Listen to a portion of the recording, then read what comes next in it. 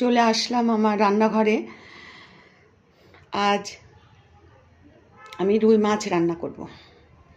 এটা তো একটা কমন রান্না, সবাই তোমাদের বাড়িতে তোমাদের সবার সংসার এটা হয়। এই যে নুন হলুদ মাখিয়ে মাছ ভালো করে ধুয়ে নুন হলুদটা মাখিয়ে নিয়েছি ভালো করে, বেশ অনেকক্ষণ আমি ম্যারিনেশন করে রেখেছি। ভালো করে নুন হলুদটা মাখিয়ে নিয়েছি। হাফ বড় একটা টমেটো অর্ধেক মানে হাফটা আমি পেস্ট করে নিয়েছি ব্লেন্ডারে। ছোট ছোট 4টে পেঁয়াজ আমি এভাবে ক্রাশ করে নিয়েছি ব্লেন্ডারে। আর বড় একটা নতুন আলু, সেটাকে আমি মোটা মোটা 4 ফালা করে নিয়েছি। আর এই হলো আমার রান্নায় মশলা আমি ইউজ করব। এই জিরে, ধনিয়া, লঙ্কা এই তিনটেই আমার বাড়িতে আমি ব্লেন্ডারে আমি গোটা মশলা বাইরে থেকে কিনে নিয়ে এসে আমি ধুয়ে রোদে ভালো করে শুকিয়ে ব্লেন্ডারে আমি পেস্ট করে রেখে দিই। তা রান্নায় বেশি মশলা হলে ভালো লাগে না, অল্প মশলায় রান্নাটাই স্বাস্থ্যকর। তাই এই দেখো, চায়ের চামচের ছোটো চায়ের চামচের হাফ চামচ আমি ধনিয়া, এই দেখো হাফ চামচ আমি জিরের গুঁড়ো, আর এটা হচ্ছে ভীষণ ঝাল এই লঙ্কার গুঁড়ো, তা সেগুলো হাফ চামচেরও কম নিয়েছি। এই হচ্ছে আমার মোটামুটি রান্নার উপকরণ। বন্ধুরা, আমার কড়াই গরম হয়ে গেছে। তা রান্নাটা আমি সর্ষের তেল দিয়েই করব। আমি সর্ষের তেলে রান্না করি।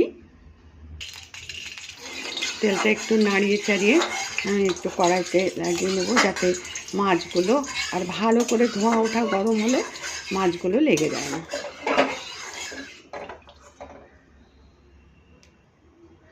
সামান্য একটু নুন ছড়িয়ে দিলাম। খুব সাবধানে কড়াইয়ের ধার ঘেঁষে মাছগুলোকে ছাড়তে হবে।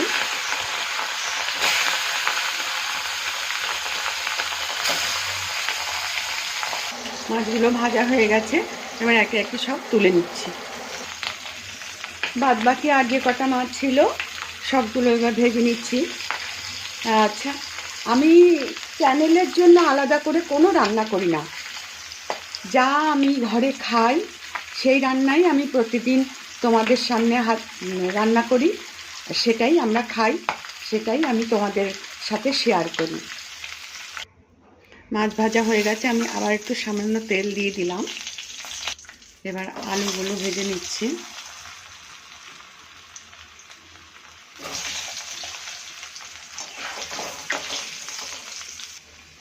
আলুগুলো লাল লাল করে ভাজা হয়ে গেছে, এবার সবটা তুলে নেব।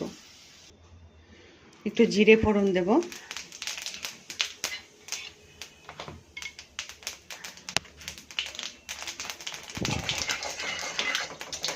ফোড়নটা বেশ ভাজা গন্ধ বেরোলে তারপরে এবার পেঁয়াজগুলো বেশ ব্রাউন করে ভেজে নেব।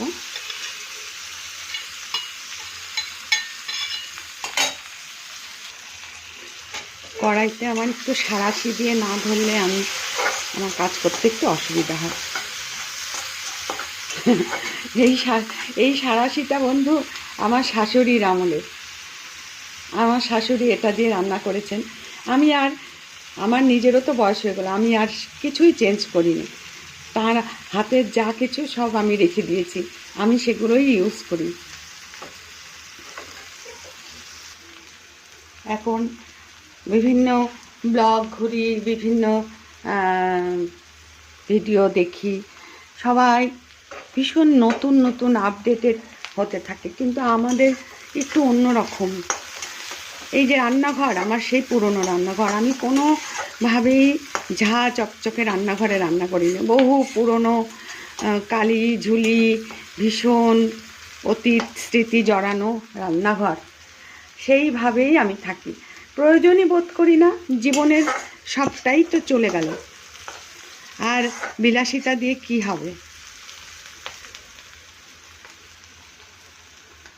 তোমরা যারা নতুন প্রজন্ম, তারা আমার কথা শুনে হয়তো দুঃখ পাবে, রাগ হবে যে আন্টি কি বলছে, কোনো আপডেট হতে চায় না। কিন্তু তোমাদেরকে বলছি না, তোমরা তোমাদের নতুন স্বপ্ন তোমরা নতুনভাবে করো। আমার জীবন তো শেষ। আমার খুব ভালো লাগে তোমাদের সুন্দর চকচকে জীবন দেখতে। এবার এর সাথে আমি টমেটোটাও কষিয়ে নেব। এগুলো নিতান্তই আমার ব্যক্তিগত মনের কথা। এই যে বকবক করছি, এটা কিন্তু গল্প করছি তোমাদের সাথে, রান্না করতে করতে তোমাদের সাথে এই মনের কথাটা আমি শেয়ার করছি। নতুন প্রজন্ম যারা, নতুন বন্ধু যারা যারা ইয়াং, তারা কিছু মনে করো না। তোমাদের আন্টি কথাগুলো বললো বলে তোমাদের সুন্দর চকচকে লাইফ দেখলে আমার খুব ভালো লাগে। আমার সন্তানরাও, আমার মেয়েরাও ভীষণ আপডেটেড, মানে যেরকম যোগ উপযোগী তারা চলতে ভালোবাসে, তারা চলে। আমি আমার কথা বলেছি, আর এটা রান্না করতে করতে তোমাদের সাথে গল্প করছি। এখন আর গল্প করার লোক কই? আগে এসব ভাবতেই পারতাম না, কথা বলা, বসে গল্প করার টাইমই ছিল না। ছুটছি, মানে ঘড়ির কাটার সময়ও কম হয়ে যেত আমাদের। একটা সময়ের যে লাইফ আমরা কাটিয়েছি, ছোট বাচ্চা কাচ্চা ভরা সংসার, এখন কথা বলার লোকের অভাব। তা সেই অভাবটা দূর করে দিয়েছে বন্ধু এই ডিজিটাল প্ল্যাটফর্ম। কি ভালো! অনেকে এই প্ল্যাটফর্মটাকে ভালো বলে না, কিন্তু আমি বলি সব কিছুর মধ্যেই ভালো জড়িয়ে আছে। সেটাকে তুমি কি হিসাবে নেবে, কি হিসাবে তুমি ইউজ করবে, তার উপরে সমস্ত কিছু ডিপেন্ড করে। এ দেখো, কথা বলতে বলতে আমি সব মশলাগুলোকে এবার দিয়ে দিচ্ছি। এই যে আমার হচ্ছে চামচ, এই চামচের মাপেই আমি সব দিয়ে দিচ্ছি, সব একবারেই দিয়ে দিচ্ছি। এই দেখো, হলুদ টলুদ নুন ফুন সব কিছু দিয়ে দিলাম কথা বলতে বলতে।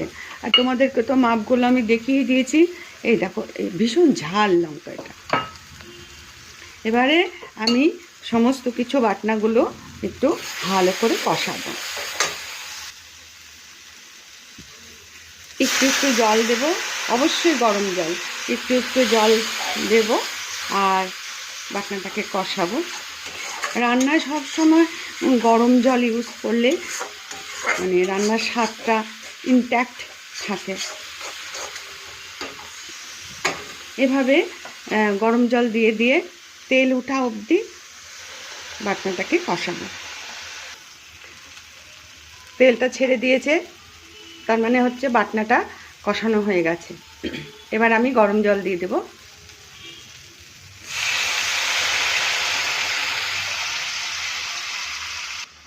এই কাপের এক কাপ জল দিলাম, আর একটু এই পরিমাণে জল দিয়ে দেব।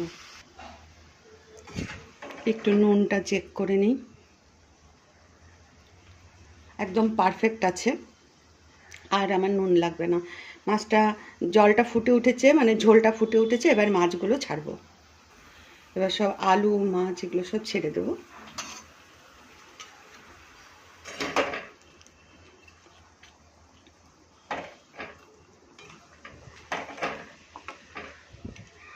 এবার বেশ করে হোক, ঝোলের সাথে মাছটা জাল হোক। একটু ঢাকা দিয়ে দেব। জাল হতে হতে, আলু সেদ্ধ হতে হতে আর একটু গল্প করে নিই। তোমাদের হেসেলে আজ কি রান্না হলো, কি রান্না করলে, সবার রান্না হয়ে গিয়েছে কি না সবাই বলো। ভালো থেকো। হ্যাঁ, দেখি এবার মাছটা সেদ্ধ হতে থাকুক, মানে আলুটা মাছটা ঝোলটা ভালো করে জাল হতে থাকুক। ততক্ষণ আসছি তোমাদের কাছে। ব্যাস, ঝোলটা হয়ে এসেছে।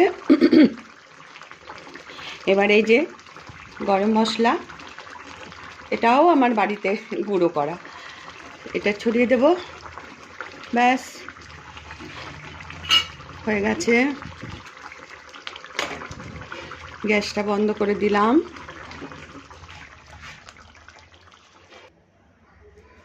এবার মাছটা নামিয়ে নিচ্ছি।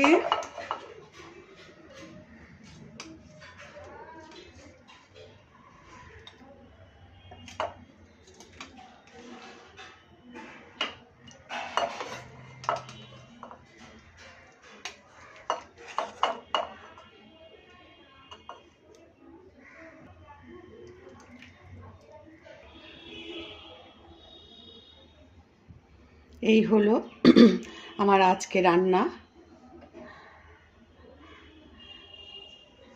এবারে রাখছি বন্ধুরা, আর সবাই ভালো থেকো, সুস্থ থাকো।